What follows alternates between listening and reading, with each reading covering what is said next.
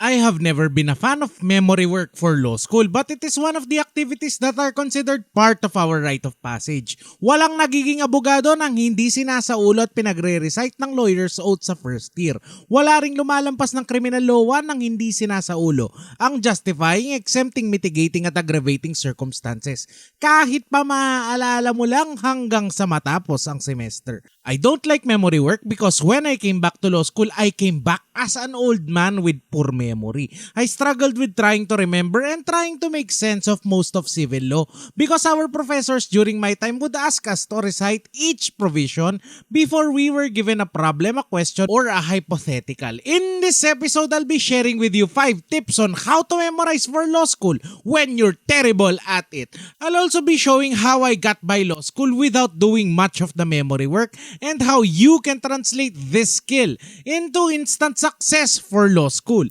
Coming right up! Hi, my name is Lex and welcome to Lex in Motion. In this channel, I'll be helping you build your competence, confidence, and capability in law school. Start today by hitting the subscribe button below. New episodes are posted every Friday. Yamot na yamot tayo sa lahat ng professor na pilit pinasa sa ulo sa atin ang bawat codal provision. Hindi lang ang mga importante kundi lahat ng provisions ng civil code. Ayoko naman silang pangalanan ay sana hindi ka na lang din matapat sa mga tulad nila, kapatid. Yan ang unang uri ng memory work sa law school. Sila ang mga professors na hindi nag-a-assign kung alin ang dapat mong maisaulo, kundi dapat memorize mo na lang din lahat. My first tip, kapatid, for those of us who struggle with memorization for law school is to do not memorize at all. I know it sounds wrong on so many levels, but I hope you hear me out. As a general rule, I do not memorize all of the codal provisions in whatever course I am taking. The reason being, as a hardworking working law student, I did not have the luxury of time and energy to spend memorizing each provision. The exception is when the professor specifically assigns a provision for memorization.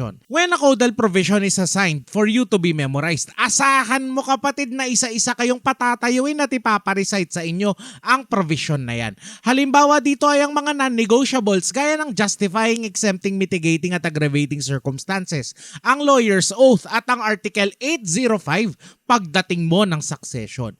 There's a good solid reason why professors ask us to memorize because these provisions will contain all of the fundamentals you have to master for your final year in law school and even for the bar exam. Usually, these are definitions, processes, or concepts and their requisites that will equip you to answer about 80% of questions coming from the course. When I tell you not to memorize, kapatid, I am in effect telling you to pick your battles. Some of them in my experience are never worth fighting for. Halimbawa, noong ako ay kumukuha ng property, hirap na hirap ako dahil ang aming professor ay nagpaparecite muna ng codal bago siya magtanong tungkol sa provision.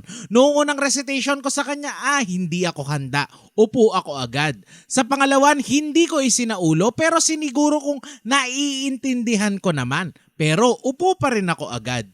Sa pangatlong recitation, nag-memorize lang ako noong alam kong susunod na akong matatawag.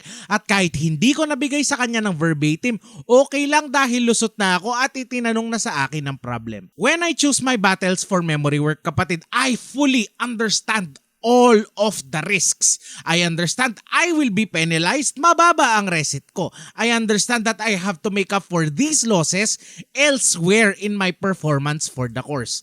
Alam kong bagsak ako sa recitation kung hindi ako makakalampas sa codal portion. Alam kong mababa ang aking class standing pero sa exam tayo magtutuos. Magkikita tayo sa finals at doon hindi ako tatablan ng recitation anxiety. Gamit ang aking sulat, ang aking paraan ng pagsagot ay alam kong mahahabol ko kung ano man ang aking mga naging pagkukulang sa recitation. Tip number 2, the best way to remember something is to be able to teach it to someone else. Teaching something to someone or something, in my case, inanimate objects such as pillows, mugs, and my study lamp, means you have to be able to intimately understand something. A detailed understanding will most certainly come from repeated exposure to a particular provision.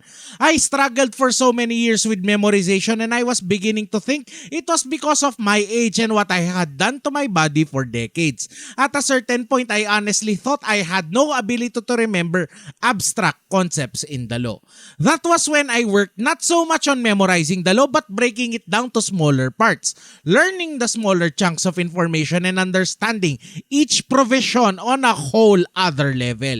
If you find some way, any way for you to make the law tangible, touchable, and attuned with your present reality, then the law becomes clear. Before the law ever becomes clear to you, then you will have exposed yourself to the same provision over and over again. Repeated exposure helps, and with enough repeated exposure, you will begin to memorize the law.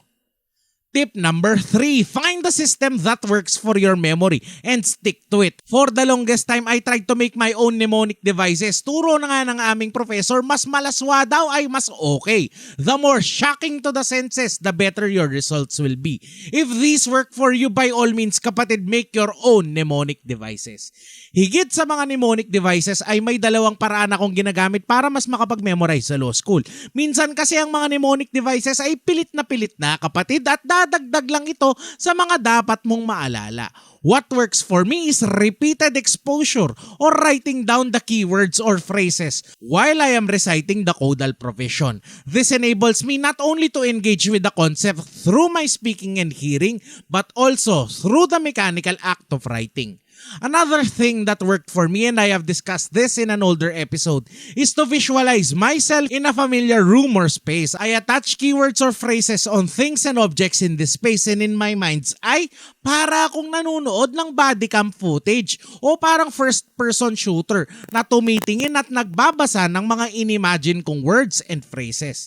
I'll be leaving a link in the description down below on how you can use the technique of a mind palace to improve your memorization for law school. Tip number 4, choose only what you will memorize. Kalakip ng risk ng hindi pagsasaulo ng mga dapat nating tandaan sa law school ay ang ideya ng masinsinang pagpili ng mga dapat ma-memorize sa law school. There's really no obligation on your part, kapatid, to memorize everything in law school. Good for you kung may photographic memory ka, at kung meron, G lang kapatid, abusuhin mo yan. Kung wala, like the rest of us mere mortals, choose only what you will memorize. Start with whatever your professor assigns to you in class, followed by key concepts and provisions found mostly at the beginning of the chapters of codal provisions. When you choose only what you will commit to memory, you are freeing yourself up to other activities that can equip you with a better performance in class. The ability to memorize in law school is not an absolute measure of intelligence inside the classroom. I would rather understand the law in great detail than to remember it word for word without knowing when or how it applies. Tip number 5, fight for every point. This is going to be a repeated theme or narrative not only now but until your final year in law school, until you take the bar, or even until you practice the law. Fighting for every point means we have to make an honest effort to obtain not only the full points for every question we know, but more so to earn partial points on the things we do not know, or in case of memory work, the things we cannot seem to remember. Kung ikaw, kapatid, ay pinag-re-recite at hindi mo maalala ang provision, ilaban mo lang at ilatag mo lang kung ano ang iyong naaalala. Chances are your professor will correct you when you miss a word. Huwag na wag mo akong tutularan at sabihin mo na lang, "Sorry sir, I did not memorize." If you cannot remember, then show your professor that you cannot remember, even if it means embarrassing yourself by stuttering, stammering, and struggling your way until the end. Hindi kabawasan sa iyong pagkatao na hindi mo saulado ang batas. Kabawasan, kapatid, kung wala kang nasagot kahit para lang sa partial points. With repeated exposure, with the goal of obtaining a higher, deeper, and more detailed understanding of the codal provisions, you will somehow remember the law, even if it's just through pure osmosis. Meron at meron kang maalala, at yan ang magiging tulay para iyong matawid ang law school kahit hindi ka magaling mag-memorize. If you would like to see more videos on how to build your competence for law school, please let me know by typing yes in the comments down below. Thank you so much for watching. Like and share this video for good law school karma, and I will see you next Friday.